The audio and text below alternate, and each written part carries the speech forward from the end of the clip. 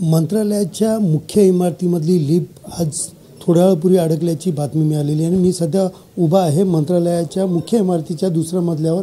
आपण पाहू शकता या ठिकाणी थोड्या वेळापूर्वी जी आहे ती लिफ्ट जी आहे ती या ठिकाणी अडकली होती. विशेष म्हणजे या लिफ्टमध्ये आमदार जे आहेत ते या ठिकाणी होते आणि त्या तुषार राठोड या ठिकाणी होते आणि त्यांचे PA देखील या लिफ्टमध्ये अडकले होते. विशेषतः त्यांच्यासोबत 7 ते 8 जण अडकल्याची माहिती मिळत होती.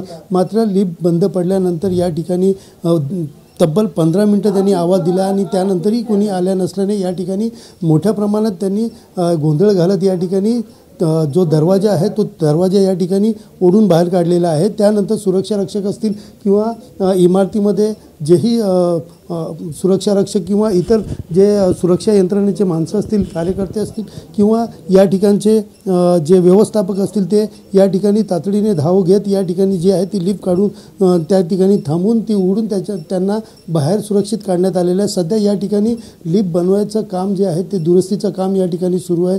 मात्र पुन्हा एकदा या ठिकाणी आपण पाहायला गेलं तर या लिफ्ट बंद पडल्याने कुठेतरी कायदा सुव्यवस्था आणि त्याबरोबर सुरक्षेचा प्रश्न जो आहे तो मोठ्या प्रमाणात ऐरणीवरती आलेला आहे. सध्या या ठिकाणी दुरुस्तीचं काम सुरू आहे. तरी देखील या ठिकाणी VIP लिफ्टमध्ये अशा प्रकारची सर्व्हिस मिळत असल्याने आमदार असतील किंवा नागरिक असतील यांनी मोठ्या प्रमाणात या ठिकाणी नाराजगी व्यक्त केली आहे. कॅमेरा पर्सन सिद्धेशसह सुनील जाधव, TV9 मराठी, मुंबई.